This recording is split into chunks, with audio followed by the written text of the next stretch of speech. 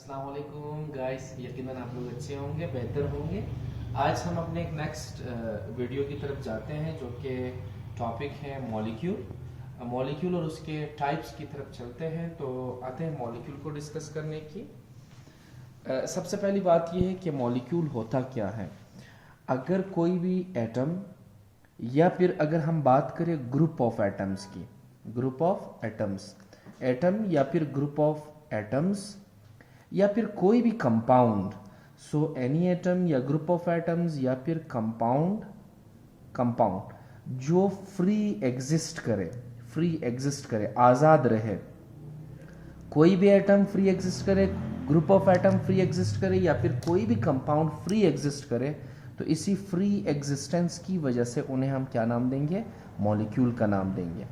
सबसे पहली बात तो यह है कि एटम, ग्रुप ऑफ एटम या फिर कंपाउंड जो है वो क्या होते हैं। अगर हम यानी कि सबसे पहले ये बात देख ले कि एक एटम बजाते खुद यानी कि पार्टिकल से मिलकर बना है। तो पार्टिकल्स बेसिकली इलेक्ट्रॉन है, प्रोटॉन है और न्यूट्रॉन है। अगर हम एटम्स का स्ट्रक्चर ड्रॉ करते हैं तो एक एटम के सेंटर में न्यूक्लियस होता है जिसके सराउंड शेल्स होते हैं। न्यूक्लियस में मौजूद प्रोटॉन और न्यूट्रॉन होते हैं और इन्हीं शेल्स में मौजूद इलेक्ट्रॉन होते हैं जो इस न्यूक्लियस के सराउंड रिवॉल्व करते हैं। तो अगर हम एक एटम का स्ट्रक्चर ड्रॉ करते हैं तो एटम बजाते खुद पार्टिकल से मिलकर बना है। तो पार्टिकल्स मिलके एटम बनाते हैं और एटम्स मिलके क्या बनाते हैं? एलिमेंट। ठीक।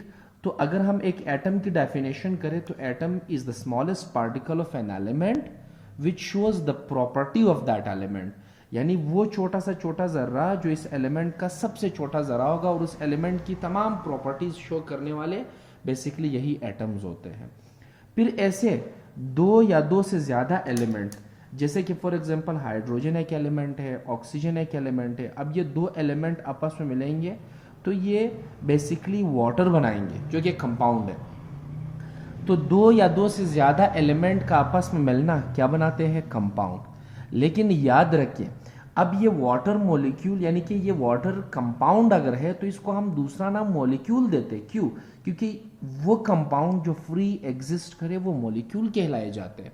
यहाँ वाटर मॉलिक्यूल जो है वो फ्री एग्जिस्टेंस रखता है, लिहाजा इसीलिए इसी कंपाउंड को हम क्या नाम देंगे? मॉलिक्यूल का। तो मॉलिक्यूल क्या है? कोई भी एटम, जैसे कि अगर हम एटम की मिसाल लेते हैं तो हमारे पास मौजूद नोबल गैसेस है। अब नोबल गैसेस जैसे कि हमारे पास जो है, ठीक है, वो है helium, neon, argon, krypton, xenon. ये सारे के सारे वो एटम्स हैं जो फ्री एग्जिस्ट कर रहे हैं, लिहाजा इन्हीं एटम्स को भी हम क्या नाम देंगे? मॉलिक्यूल का नाम देंगे। इसी के साथ साथ अगर हम देखें, लेट्स सपोज एक हाइड्रोजन दूसरे हाइड्रोजन के साथ मिलता है तो ये H2 बनाता है। लेट्स सपोज एक ऑक्सीजन दूसरे ऑक्सीजन के साथ मिलता है तो ये O2 बनाता है। लेट्स सपोज एक नाइट्रोजन दूसरे नाइट्रोजन के साथ मिलता है तो N2 बनाता है। अब ये जितने भी ग्रुप ऑफ एटम्स है बेसिकली ये भी फ्री एग्जिस्टेंस रखते हैं।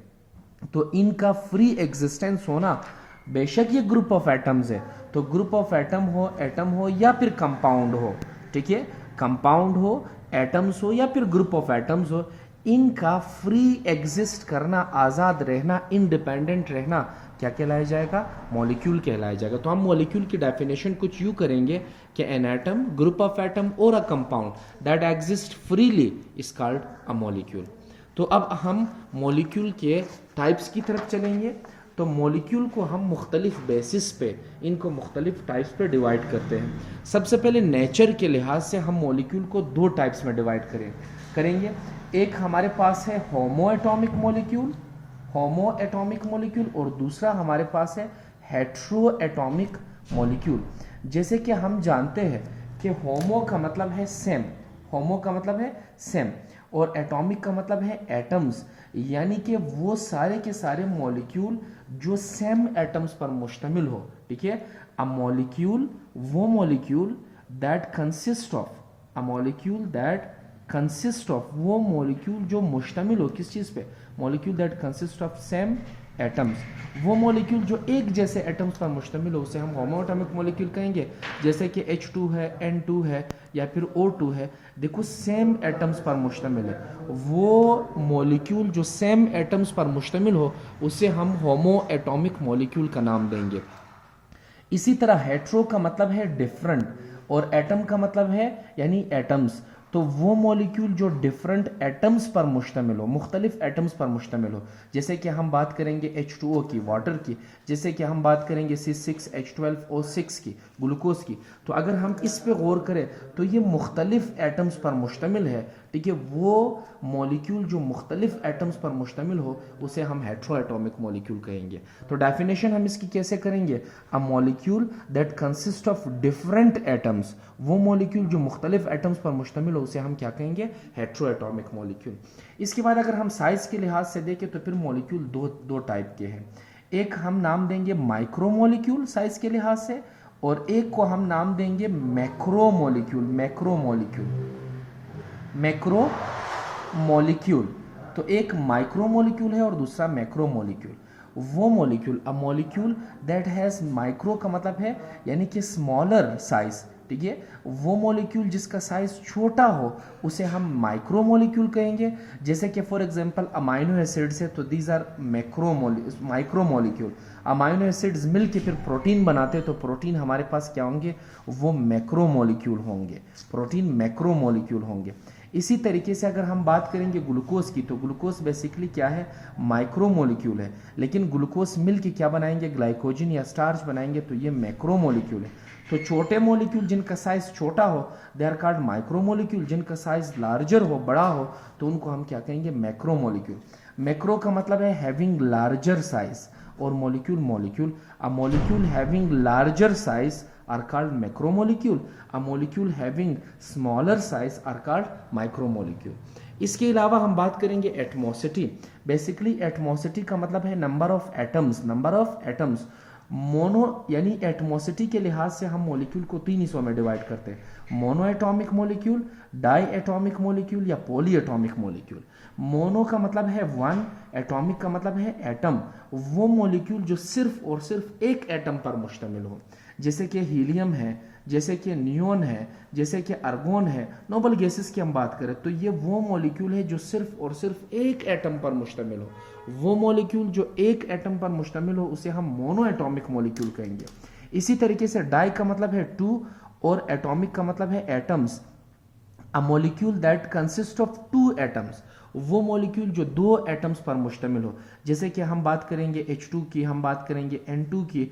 तो वो मॉलिक्यूल जो 2 एटम्स पर मुश्तमिल हो उन्हें हम क्या कहेंगे, उन्हें हम डायटॉमिक मॉलिक्यूल कहेंगे।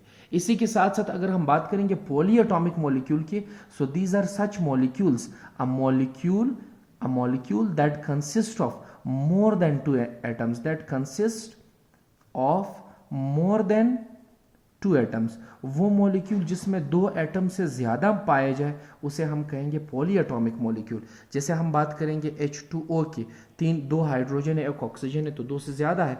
जैसे कि हम बात करेंगे C6H12O6 की, जैसे कि हम बात करेंगे बेंजीन C6H6 की।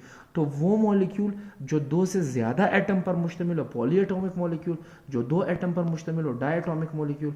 इसी तरह जो 1 एटम पर मुश्तमिल हो उन्हें हम मोनो एटॉमिक मॉलिक्यूल का नाम दे देंगे।